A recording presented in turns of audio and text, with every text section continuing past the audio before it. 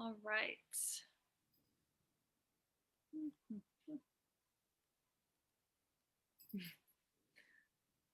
There we go. Cool. Huh, it says it's been live for, oh, there we go. All right. Hi, everybody watching. It's good to be here today. Okay. So we're going to be talking about ceremony and ritual. Ceremony is in your blood and your bones. And part of why we're doing this is that in a couple of weeks, I think it's at the 17th that we start. Yes. So June 17th, we are leading a group of women into the woods. Not really. We're going to be camping though. It's car camping, not backcountry, very easily accessible camping from the Boulder, Denver area. To do a weekend that we're calling Eros Ceremony and Belonging.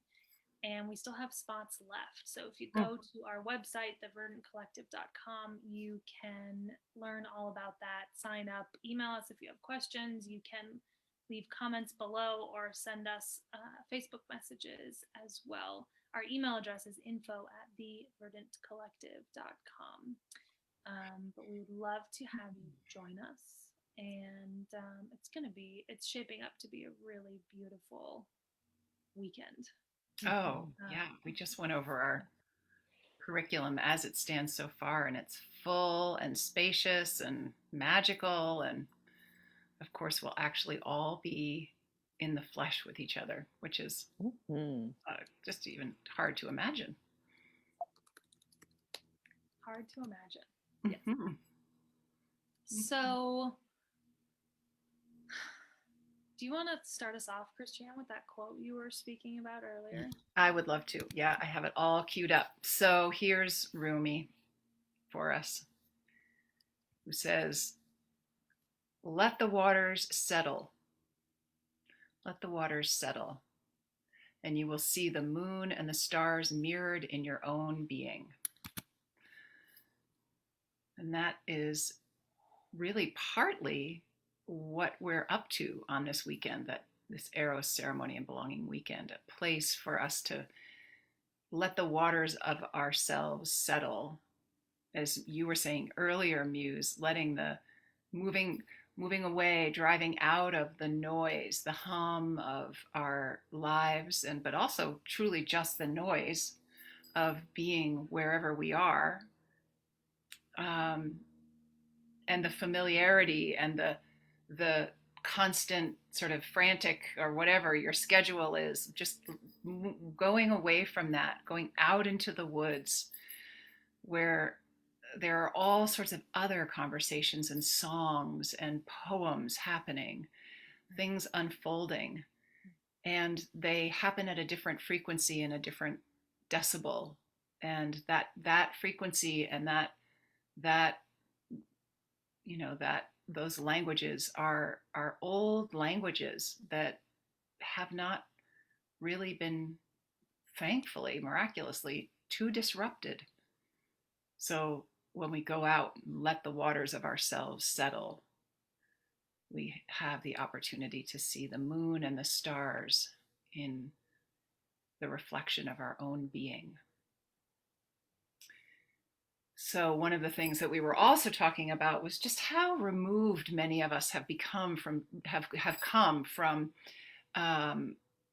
true ceremony and belonging that arises from the core of our being, that isn't prescripted, conscripted, that isn't something that's a top down, outside in ceremony, that just comes right up from the roots of us, just bubbles up through our blood and our bones and pours out into the world around us. And in order to really remember that and listen for that, we do have to bring ourselves out.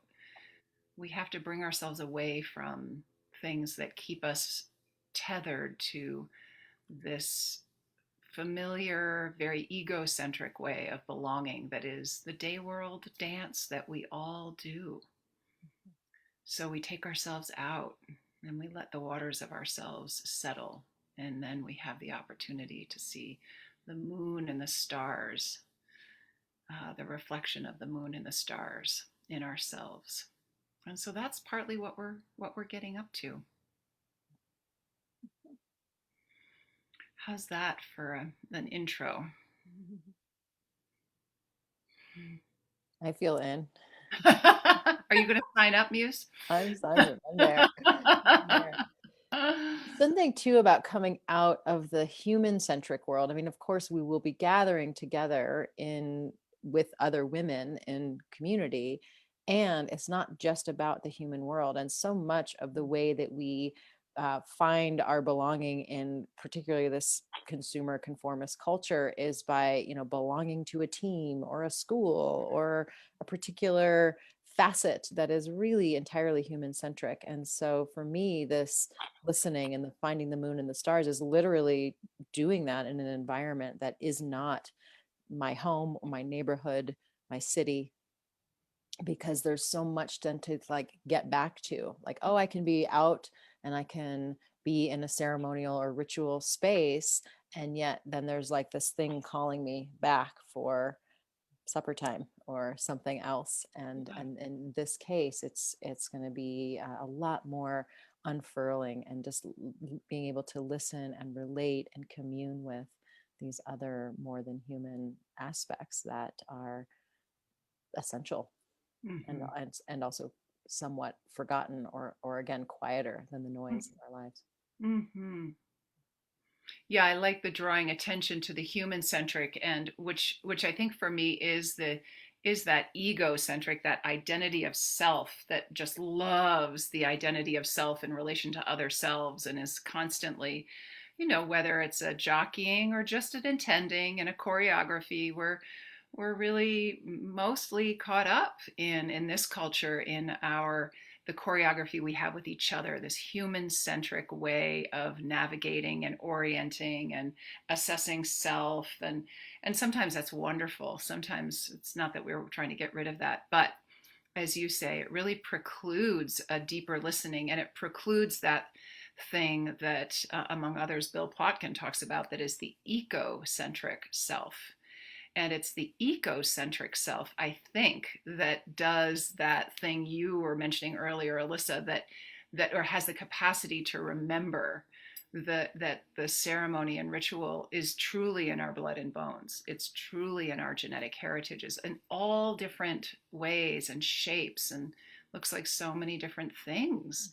Um, and it's in our blood and bones. And the ecocentric self, who finds her belonging and finds, just sort of shakes off her human centric skin when she gets into the woods and she's supported enough and safe enough. um, it's that ecocentric self of ours who really just knows how to, knows some of the thousand ways to stay with Rumi, some of the thousand ways to kneel and kiss the ground, just some of the many, many ways that we can just drop ourselves into ceremony without too much hoopla. Mm-hmm. Yeah. So what are some of the things we'll be getting up to? You want to go that direction, or I wonder about, we can. Yeah, take us wherever. Yeah, I mean, I'm just, sorry, too many things have my attention in this moment.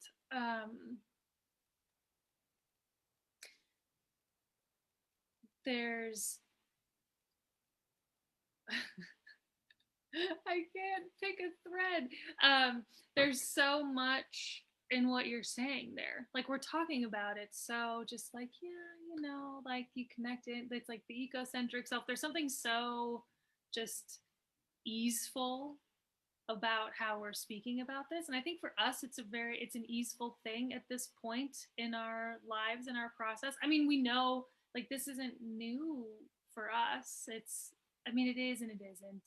Well, I think where you're going, let me see if I'm going to get this right. I think where you're going is that potentially that gritty relationship that we might have, or that having lost the tether of just what do you mean ceremony and ritual? What do you mean ceremony and ritual out in the woods? What do you mean and yes, I think all three of us are past that sort of like, well, why would I do that? And what are you talking about anyway? That we're past that, but we might still have some of those doubts that I think, or some of the egocentric concerns and doubts. I do almost whenever I'm about to slide into, or really very concretely and deliberately step into ceremony, there's always a voice in me who says, does this really, are we really, are there's something in there. She's there, the doubter, who just would rather everything be about Netflix and getting the right whatever. That there's something, but there's a I think a way in which, without support and without a container, many of us really have forgotten what our relationship with ceremony is. And we might imagine that it's that graduation ceremony that we're going to go to for our cousin, or it's the wedding ceremony, or the bat mitzvah. And those are really the ceremonies that our culture has left. Those are the ones that remain standing, or who have found their way into the void of truly soul-centric ceremony in this culture. Yeah, there's that voice, and then there's also the one of like, what do I call? There's the voice of sort of productivity and efficiency, and feels really left-brained, logic and linear, and what is this? Who does this? Why does ceremony matter?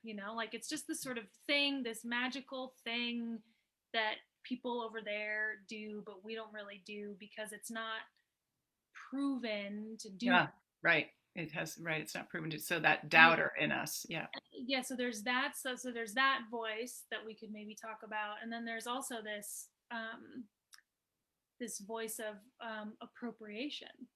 Mm-hmm. Maybe the one we're so disconnected. We, being people of mostly European descent, tend to be really disconnected from it in our lives.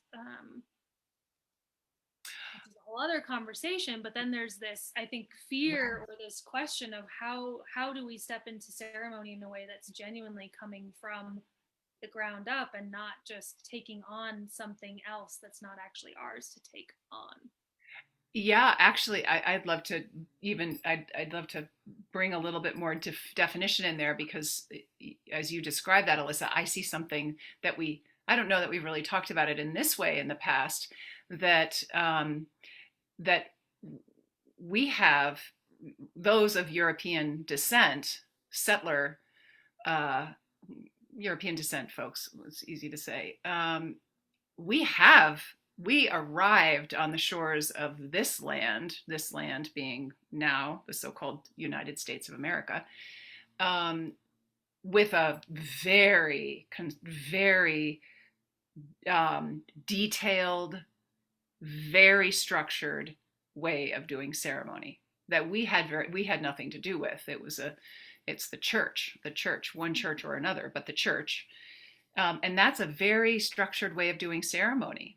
And we might not even think of that as ceremony, but it absolutely is ceremony. That the prayers and the candles and the mass and the, whatever our belief is, the genuflecting, the communion, all of that, the hymns that we sing together, that's all high ceremony. And for many of us, it has very little to do with our souls. And it's not, as you're saying, Alyssa, ground up. So we do have that. And I think, and you talk about that, really well, because you grew up in really with a minister,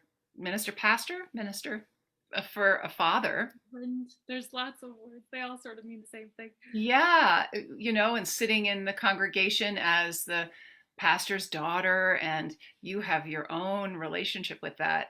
And then there's this fear. And so then we have that. And whether we practice it or not, we have that in our bones. All of us have that in our bones.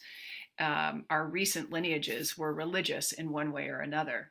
And then we have this fear that you just mentioned. I think many of us, when we step out of that and we wonder, so what would be mine? What would be my bottom up, my inside out ceremony?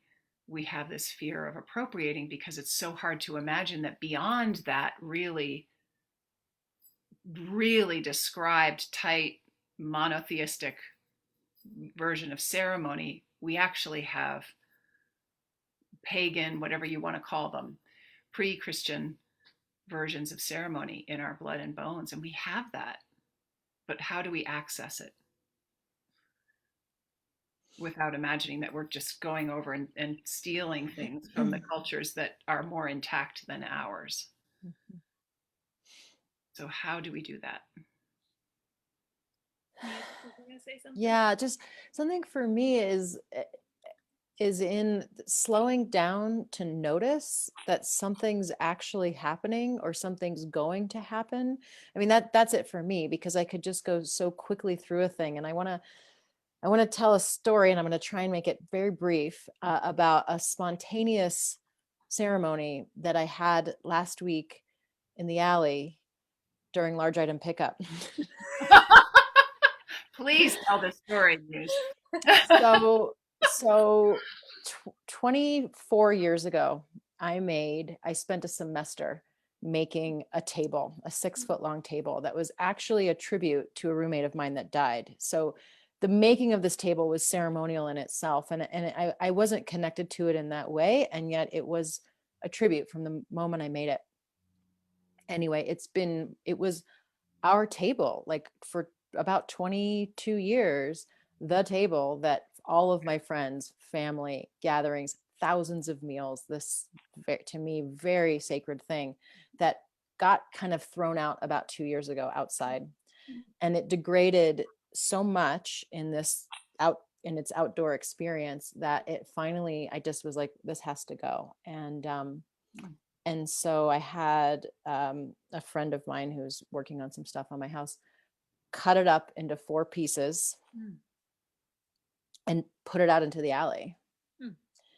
And as he was doing it, I just started having this cascade of, oh my God, like this thing that I had kind of thrown away a couple of years ago meant so much to me. And so then there it was out, and every 2 months there's large item pickup. So there I was in my alley, and it's in these 4 places, and it's like just kind of thrown down. And I lifted the pieces up and I set them back up, and I just sat there in front of them. And I even thought of like adorning them, and I didn't, but I just sat there and I had some moments remembering like all that went into this thing, this 1,100 little tiles. I made the clay. I made the tile. I mean, anyway, it's getting long.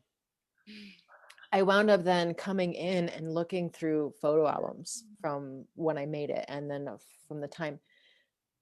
And it wasn't like that traditional opening, middle, closing kind of a thing.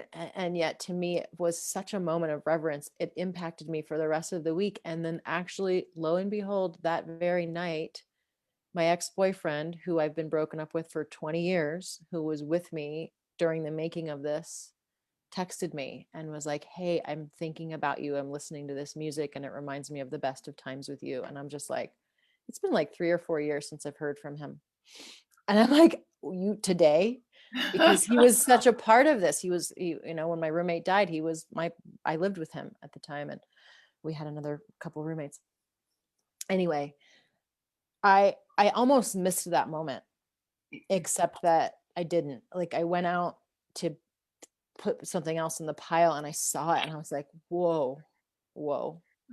And so that, to me, that's a ceremony of my own making, self-designed, completely my own thing. I was not borrowed from any other culture, and I didn't have any of the accoutrements of the ceremony. There was no like saging, and there was no pomp about it, but it was really highly personal, and I've been wanting to write about it. So now I'm at least talking a little bit about it. For the rest of the week, it's impacted me. So Mm. Thank you for sharing that. Mhm. That is so beautiful. I'm just glad to know that about you. And it's such a great example. Such a beautiful example. Yeah.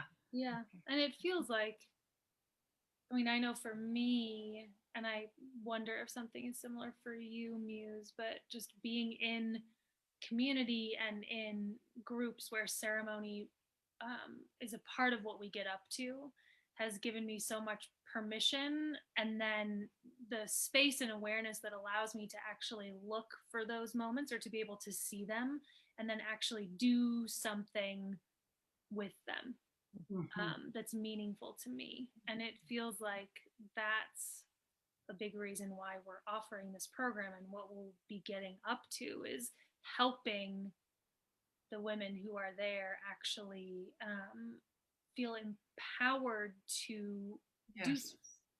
Yes.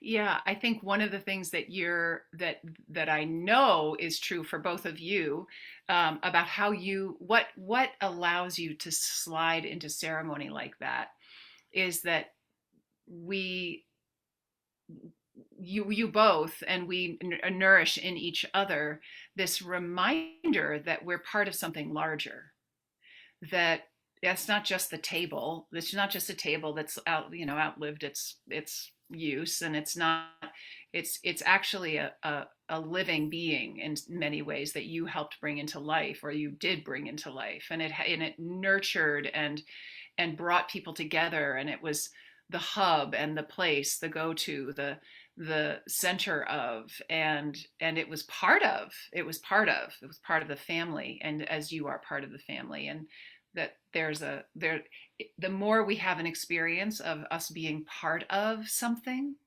the more we take what we do seriously, like the more we are able to understand the responsibility we have to honor things that are moving through the cycle of our lives. And I think one of the things that's so helpful about coming together, as we will in this next weekend in Eros Ceremony and Belonging, is that we're just immediately walking right into, from the minute we get in our cars and we're starting to drive or get on our airplanes and starting to fly towards this really magical place in the woods here, um, we're moving towards this container that when we step into it, we are just immersed in the reminder that we are part of something larger, and that when we slow ourselves down and take our place, take our place seriously, take it with sincerity, a thing happens, something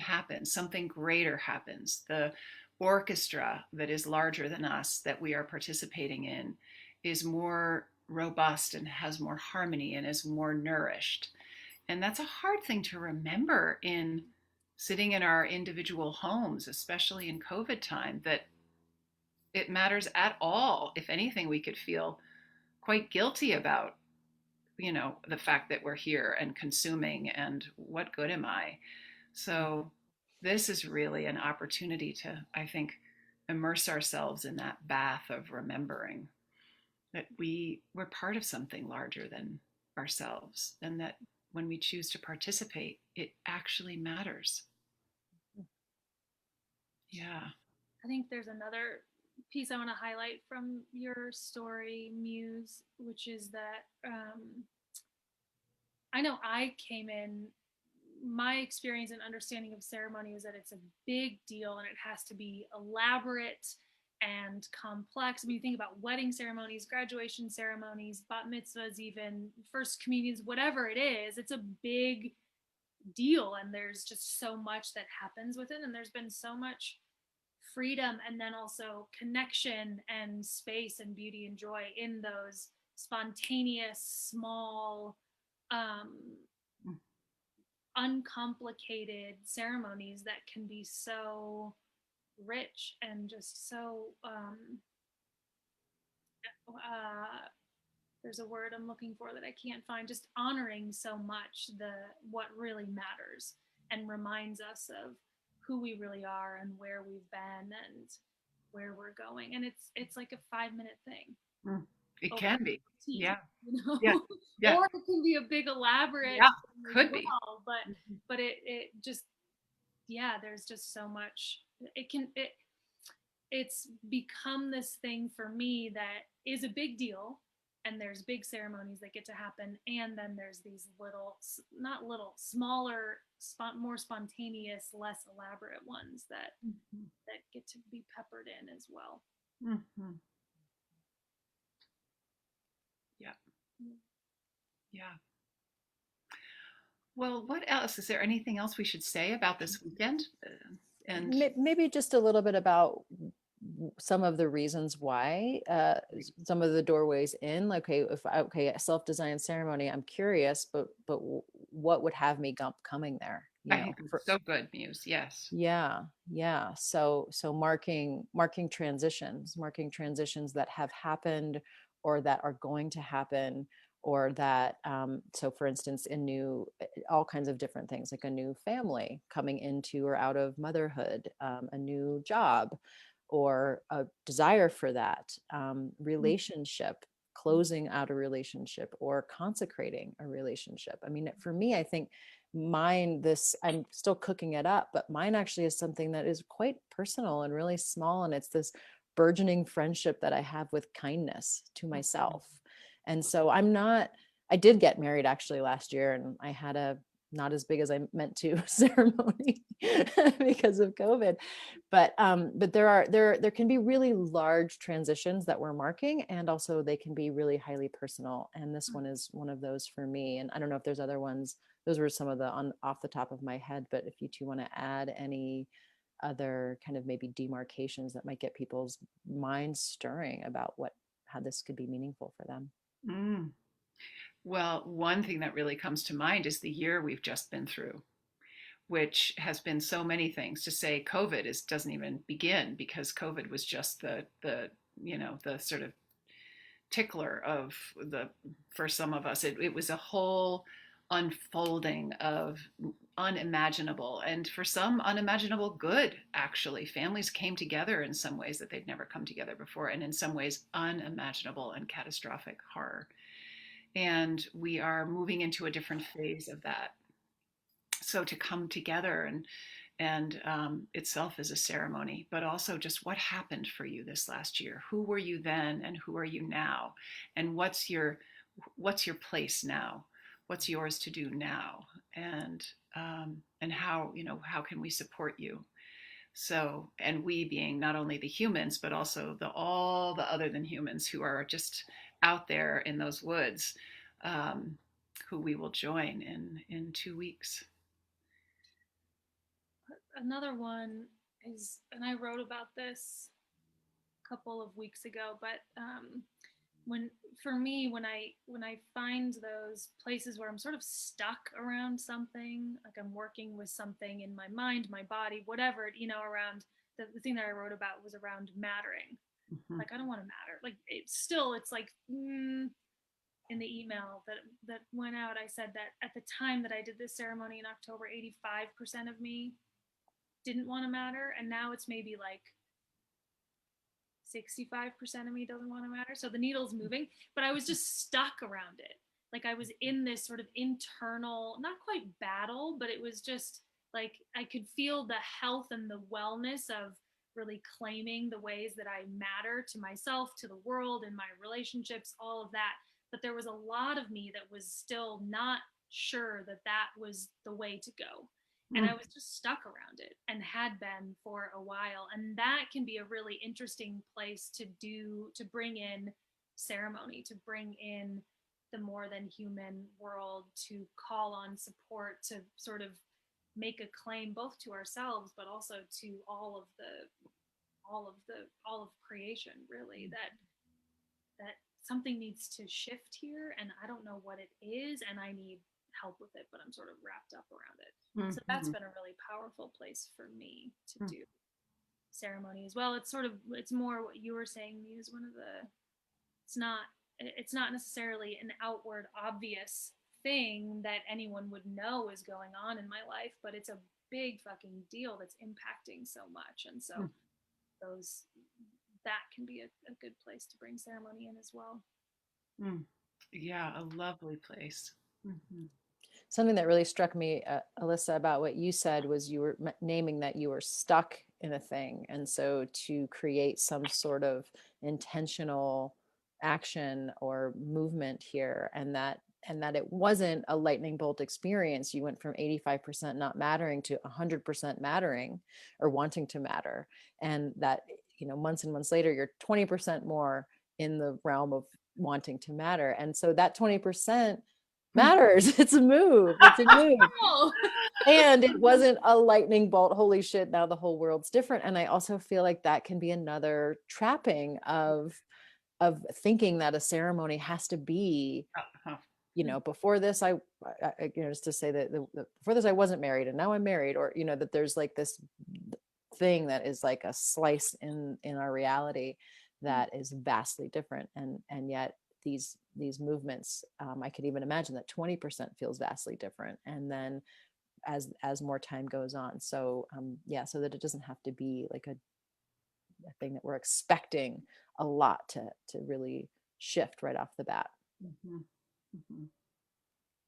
And crazy, numinous, surprising things can happen in the moment and right after. So it's being part of it is just being open to the mystery. Yeah, and the beauty of doing it in a communal container. I mean, the weekend that we're doing this, your ceremonies are done on your own. We're not all doing them together, so you'll have time and space to go and be on your own enacting whatever ceremony you get up to, but it's still so communal, and we're so impacted by one another, and there's an amplification that can occur with that, and a deepening into as well, where you're not just by yourself trying to hold this thing that is so radical and so counter cultural in so many ways, but also just going back to a different color, maybe a more, I don't know, I'm stumbling over my words here, back to something that's more real, that we're more connected to in other ways. I don't like that word real, but you all know what I'm saying. And so having support in doing it can be so needed and helpful, because it just creates the kind of safety actually that we need in order to step into these more radical places in ourselves, and claiming a different kind of relationship and understanding of the world.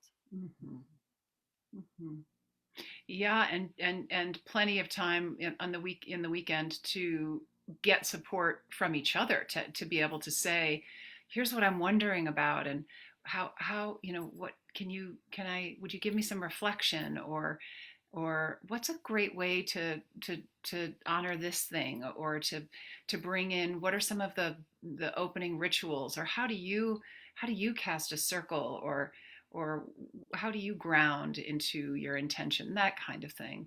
Just some practicals so that we can find our way, because each of us who does ceremony on a regular basis has our little ritual kit.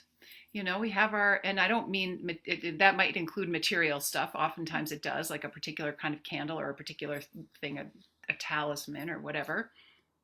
But it also just means, do we sing our prayers? Do we sing our intention? Do we call in the directions? Is that something that is meaning for us? Or are there other ways that we can say, this is the space, and all those who are willing and wanting to participate can be inside this space, and those who who have nefarious intentions are not invited. However that works for us. These are things we don't really learn in our kind of the mainstream process of being human in this culture. And so just being able to be with each other and hear, oh, you do that. Oh, well, in that case. So there'll be all sorts of time. Yeah, the ideas get generated as we share our language of symbols and story and myth, and Yeah, and then of course the whole weekend itself is a ceremony. So there's a way in which just showing up. You take your place as one node in that web that is that particular web that will weave itself for our weekend and our weekend alone. And so all the ceremonies together and the coming together will be its own ceremony, and we will help support everybody in their individual ceremonies by treating it as such, so that there will be this larger experience of participation in the larger dance of the ceremony of the weekend. So it will be just beautiful. Mhm. Mm-hmm. So, okay. Mm-hmm. June 17th through the 20th. And land about an hour and a half away from Denver, south of Denver. Yeah, so check it out. TheVerdantCollective.com. You'll find everything there that you need. And Yeah, I put a link in the comments. great. well. And if you're not on Facebook watching this, then Right. TheVerdantCollective.com. Find your way there. Right. Well, I feel even more excited about it, and wanting to continue planning and things like that in the wake of this conversation. So thanks, women. Oh yes, me too. Me too. Thank you all. Okay, bye for now. Bye.